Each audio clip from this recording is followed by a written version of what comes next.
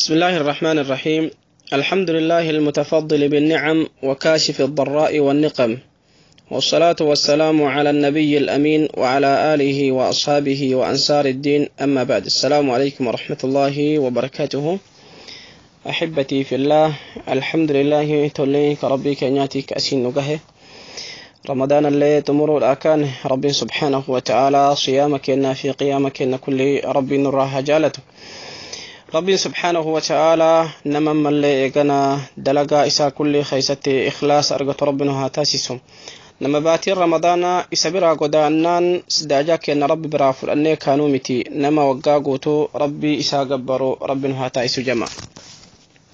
كن يدتشيسا كينا ديدامي شنفا قياه الرأي يدتشيسا كينا صيام شوال جا صوم شوال فضلي إسا وجلال بإذن الله قياه الراتين صوم باتي شوالي وجلال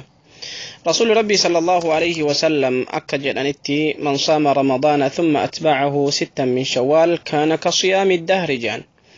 نمني باثي رمضان قوتو صومي وقو رمضان نتمرمي اتأنسي قيا جها شوال الرانمني صومي أكنما وقا صومي اتساف الرقما جان أكنما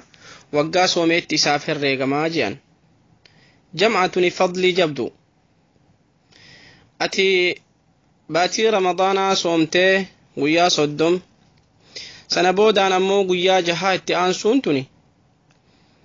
يو كصومت تاتي أكنم وقا صوميتي تهقوسي فرقمو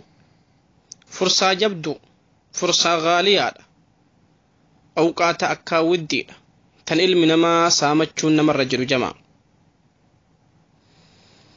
رسول ربي صلى الله عليه وسلم أمة إساء وانسلا إساء خيري قبض كل التي قجيلتم عليه النفنه وحثهم عليه وان خيري سنتك كاسم عليه النفنه جج رسول صلى الله عليه وسلم نمني أما اللي باتي رمضان صومي بلي جهن التعنسي صومي أكا صوم وقات جان كان الرت إمام النووي وانجده وإنما كان صيام الدهر لأن الحسنة ب10 أمثالها وأن ربين أكنت نما فرقوا في تلتون ما تقول أن باي أتافي أتي قويا جهبتشا صومته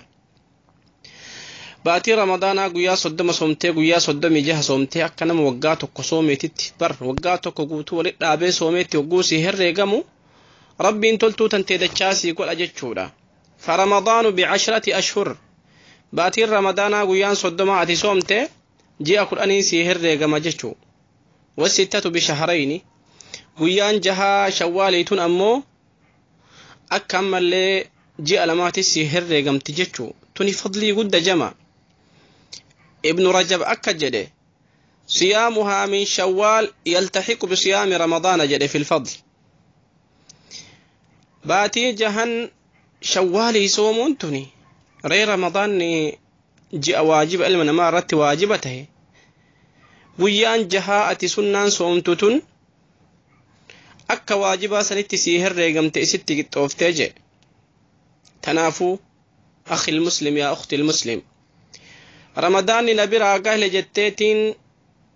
عبادة ربي كان كيتي براهن قالين إي والله رمضان نراقه لجتتين صوم سنة لا وقرا وقت صومن التهندبين صوم سنة لا صومه النيسين هنگ ربي سيدان دي سيدان دي تيسي كنين ربي سبحانه وتعالى إلمنا ما كان مؤمنا في ربين موسم طاعة لا يروهن دكيسة تاسيس جاء رمضان قف قلبي وفتين قم ربي ديباني هقو كان سجاجاك ربي براف التيغلون تنسف مؤمناتي متي تنسف مؤمناتي متي ربي أتباتي رمضان كيس قبرا ترته حي باقي لا يموت هندو أجو مجر كجي رمضان كيستي سنة صلاة بايست كجي رمضان كيستي قرآن قرأوا بايست كجي رمضان كيستي خلا ربي كان كيتي بايستو جي أكاون هند خيستو ربي سيتاسي سيجرة جي هند خيستو ربي كان كيكالات ربي أتباتي رمضان كيسا كالأتا ترتسون أجو مجر ربي أتباتي رمضان كيس سنة بايسا ترتسون أجو مجر ربين باتي رمضان هرك جلق أوتها تفتسون أتشو مجرى سبحانه وتعالى ربين حي لا يموت باقي أبدا شيكتك عالمتك بشر الحافي جانيني اتلفني قافة يا شيخ جانين إن قوما يتعبدون ويجتهدون في رمضان نموني بايين باتي رمضان كيس أكار ربي وفيه فقد قلتني ربي وفي أكان قبراني قروا هقو باتي رمضان براغلت عبادة سنراني لافسني أكمي جانين وانجل عالمتي تكون بئس القوم قوم لا يعرفون لله حقا إلا في شهر رمضان وفكت أمني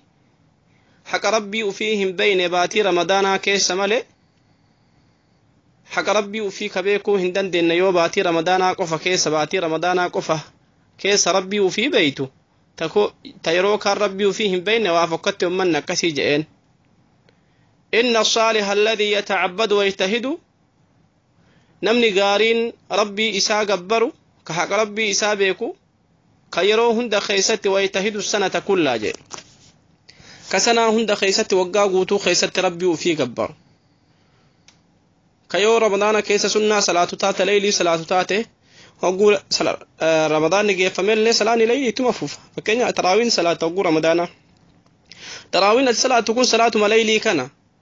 وقول رمضان نسر راجل اللي صلاة شو دندت حسب دندتي كان كتيتي آدا قلته وسو ركعة سديل اللي تاته ركعة شن اللي وسو تاته تربل اللي وسو تاته سجل اللي كل اللي عقب دندتي كتيتين قرو رمضان الراجل جتة سنة شمان هنجتين صيام سنة را هنجتين يودل رمضان كيس ركعة أتوقع كرابة تاته الكن كيس تراويته إيتي الكن كتة هيتي يو رمضان نقللين يرو أفضلية سن كيس تلي كهودة دبدو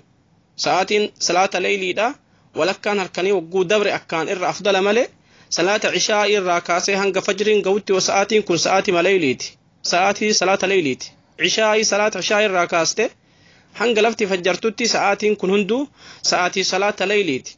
يوكا هلكن كاتي صلاة شو هندن دين عشاء صلاة سنة عشاء الركعة لما صلاة وقو كاتي صلاة ليلي راقدن ديتي صلاة ركعة سدي صلاة شن صلاة تربة صلاة سقل صلاة كلتوك صلاة قروا آدا قددو أفضل الأعمال أدوامها وإن قلت الرسول صلى الله عليه وسلم دلقا الرب برتا كان جالة تمتو تنمني إرتي آدفتي وان سيروهن داو دلقو وصوتك قوليت هاتجان يورك أما سديه اللي آدفتي كسالة تتاتي هكذا ديتي كيتيتين سنهنيسي يروهن دخيست يو الكن كيسك هاتي صلاة ونسي في مجانة يرمى جلقبا وقتي ساسن الرسالة وقتين صلاة ليلي دا صلاة عشاء بود الراكاسي هنگ فجرين بهت تكون هندو وقتي صلاة ليلي تجنر قروا إر أفضل إساتو هقو هلكا ولكا تدبري ثلث أخيرا كيست يعني هلكنقرة تمرا أتي ديمي سعال مفها فيرو فجرين بهو داف يروسن كيست إر أفضل ملي ساعتين صلاة ليلي دا صلاة عشاء الراكاسي هنگ فجريت تناف سنة تنا رمضان كيس وك صلاة تات يرو كان هنديسين سنة راتبات يجو حكا سنة راتبات يعني أتفكين في صيام الليل صيام سنة كربين كلاسي يقول كرسول كلاسي يقول أنبايد صوم سنة لا صومون فكين ويا جهم باتي شوال الراكد بتاجر ركنا صومون فضلي همن هنجر أمني أكنا موقات وكو صومت وقو سيف كبمو تنهين دقتين سجاجا كي ربي برافقته هنقلين صومني يو فكين كان صومتي كاتي يو دندي تجي الراقويا سديه صومي غافا جيني قوبنا غافا قويا كل سدفا في غافا قويا كل أفرفا غافا قويا كل شنفا دا سنة رسولاتي صلى الله عليه وسلم جي الراقويا سدي صومونتن كرسول ربي اللين والآمن جي الراقويا سدي أكا جي عرباتي تجي عرباتي لك هاتا جي الراقويا كل سدفا كل أفرفا كل شنفا دا غافا جيني قوبنا غهوتي يودن ديتي كان صوم تنمال اللي سنة رسول كراسي يقول أن قياو اثنين إتي في خميسة كراسي يقول أن يودن ديتي صوم ويا اثنين في خميسة يودن أبدأ جاء الراقويا سدي صوم تندت أبدوس جاء محرمي إرى صومي جاء حجي إرى عشران دراسا كرنيان دراسا إرى صومي صومني سنة سلاهو با يا جماعة تناف رمضان جيستي جنان نمني قرير رمضان قافة جيسرة hanga ramadaana waggaa saniitiitti sooma tokko otoo hin soomin itti deebitu jira. Akkas jechuun haraama dalayda jechuu miti garuu meeti jam'aa sunnaan kan kee yoo dalagaan tantee waajibni tantee sirraa hir'ate guyyaa qiyaamaadhaa bar sunnaa tantee tanatu dhufee bakkee sanitti sii guutama. Ati baatii ramadaanaa keessatti waa meeqa balleessaa ooltu dandeetta. Garuu yoo dalagaa sunnaadhaa biraa hin qabaatinii miizaanni kee maaliin guutama guyyaa qiyaamaa ati marti yaadi.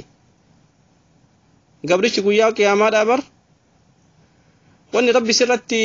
dirqama godhe fakkeenyaa fi arkaan islaamummaa shanan keessaa salaata kan kee irraa yoo ka waajiba irraa waa hir'atan taate sunnaa ati biratti salaatu tanatti sii guutan. Akkasuma zakaa keessaallee yoo waa hir'iftu taate sadaqaa ati kennattu sadaqaan sunnaadha zakaa waajiba. Ibaadaan tuniin hunduu sunnaaf jalaa qabdi. Yoo zakaa keessaa waa hir'iftee jiraatte sadaqaa wahii qabaa barbaadaa fi je'ee rabbiin sadaqaa sadaqate san irraa bakkee waajibaa sanis sii guuta miizanni kan kee sii guutama. Sooma kan keelleen yoo ka waa irraa hir'iftu taate sunnaa kan kee irraa barbaadamee itti sii guuta. Yoo sunnaa hin qabaanne maaliin sii guutama obboleessa kiyya obboleetti. Akkasuma hajjiilleen hajjii irraa yoo ka waa hir'ifte taate rabbiin hajjii si dhaabe umraadhaan rabbi sunnaa sii taasise akka saniin bakka guuttattuuf. Ibaadaan hundi sunnaaf jalaa qabdi. Ramadaanni si biraa gallaan soomallee achumaan martee achi hin kaahin haguma dandeette soome haga rabbi sii aanjesse sunnaa rasuulaa irraa ka sabate sooma sunnaa rasuulaa irraa sabate rabbi biraa hin galin. Ii wallaahi rabbi biraa hin galin. Dalagaan namaa akkaataan ilmi namaa kun namni rabbiin dalagaa isaa isarraa qeebaluu siyaama isaa isarraa qeebaluudha. Namni tokko eega ramadaan illee biraa galee dalagama khayrii irratti osoo inni dalagama khayrii dalagu ramadaanni kun itti naannahuudha jedhan ulamaayin. Milikkanni soomni kan kee fi ibaadaan kan keessirraa qeebalamuudha ramadaana keessa hogguu ramadaanni geeffamellee ati rabbi biraa hin galtu yaa. Sunnaa rasuulaatitti ni dalayda ibaadaa kan kee ni jabeeffatta osuma akkasitti rabbii kan kee gabbartuu osoo rabbii kan keetiif toltuu dalayduuyyuu ramadaanni kun sirra naanna'a. Suni ammallee milikkata ramadaanni kan kee dabre qeebalamuutii jedhan. Milikkata ramadaanni kan kee dabre qeebalamuutii jedhan. Silaahuu fadliin sunanaa waa baay'eedha. Tun akkasi jala hin tarre. Fadlii nuti keessa jirru siyaama shawwaaliiti. Siyaama shawwaalii namni tokko ramadaana geessinaan guyyaa iidaa hogguu baasetti itti aansee shawwaaliin soomuu danda'a. Yoo fedhe guyyaa lama hedduu ooleetiin guyyaa tokko hedduu oolee iidaan boodallee shawwaala soomuu danda'a mirga qaba. Baatiin shawwaalii ji'a tokko guutuu waan taheef. Tayyib namni qadaan ramadaanaa isarra jiru hoo shawwaal dura soomuu qaba moo shawwaaliin guyyaa jaha kana dura soomuu qaba moo qadaa san soomuu qaba. Masalaan tun masalaa ikhtilaafa jidduu lamaati qabdi irra afdalli qadaa isa jira san baasu. Yoo qadaan sun fakkeenyaa fi waan guyyaa 10 fi 20 tiigadi ta'u taate qadaa san baasee san booda shawwaaliin itti aansa. Maaf qadaan tun waajiba waan taheef soomni shawwaalii sunnaa waan taheef jecha kan dursu jalqaba waajiba waan taheef qadaa san baasee kahee eegasi shawwaaliin sooma. Yoo amnoo soomni isaa kan qadaadhaa kun fakkeenyaa bulii 20 wahii ji'a fajjala kalaa taate bulii umraas ramadaana irraa akka soomeetu ta'u taate shawwaaliin kun na jala taraajiini kun na jala dhuma ta'ugguu an qadaa kana soomee ka'utti jedhee yoo ka shakku taate guyyaa jahan shawwaal isan soomee ka'ee qadaa ofii itti kammaluu danda'a jechuu. Qadaa ofii itti kammaluu danda'a. Garuu irra afdalli osoo shawwaaliin hin soomin dura qadaa sirra jiru san baastee san booda shawwaaliin itti aansita jechuu. Afdalli kana soomni waajibaa ramadaana waajiba waan ta'eef shawwaal sunnaa waan ta'eefi awwala ka ati ittiin jalqabdu waajiba sirra jiru san ofirraa geessitee sunnatti ceetaa jechuu. Kan akka mallee eegana dubartiidhaaf uzrii hogguu qaban guyyaa 5-6 jala taruu danda'a qadaan. Qadaa kana baastee kaatee shawwaaliin itti aansita. Guyyaan shawwaalii ciida booda guyyama jahaa san qofa jedhee yaada namni tokko tokko. Shawwaal jechuun ji'a tokko guutuudha. Gaafa ciidaa sanirraa kaasee hanga ji'a tokko guutuu jiini shawwaalii keessuma jira. Guyyama dandeette soomta. Akkasuma sooma shawwaalii kana guyyaa lama fa soomtee addaan kuttee guyyaa tokko fa yookaan lama fa iddoo oltee guyyaa itti aanu illee deebitee guyyaa tokko fa lama fa soomta addaan kutuu keessallee rakkoon takka hin jiru laa maani'a fi rakkina tokkollee hin qabu ati fakkeenyaaf guyyaa lama shawwaaliin soomtee addaan kutta guyyaa kaan nyaataa olta yookaan guyyaa takka fa lama fa itti deebitee ammallee guyyaa kaan soomta addaan kukuttee soomuu keessatti rakkinni tokkollee hin jiru waan jiini shawwaalii keessaan dhumatiniin ati guyyaa majahaasan soomu garuu raftale wali aansitee yoo soomte rasii abdala garuu addaan kukuttee soomuu keessatti illee rakkinni takka hin jiru soomni kan keenya maqeebala bi'idhnillah namni ammoo waa dhukkubsee batee waatii ramadaanaa baasee shawwaaliin osoo ni sooma jedhee niyyaa qabu waa isa dhukkubsanii yookaan dhukkubsatee yookaan rakkinna wahiitiif soomuu dadhaba garuu niyyaan isaa baatii tana guyyaa jahan tana soomuudha osoma inni ni sooma jedheetiin yookaan dhukkubni faati isa dhoggee jiru isarra dabra qadaa wanni inni baasu tokkolleen hin jiru rabbiin yoo uzriin tun uzrii ammallee dhibee faa dhukkubaa fa taatee isa hambiftu taate niyyaa isaatiin rabbi isaa guutaa akka nama soomeeti isaa lakkaa'ama waan niyyaan isaa sooma san taateef wanti isa dhogge kun uzrii shari'aa yoo waan ta'u taate akka dhukkubaa fa yoo ta'u taate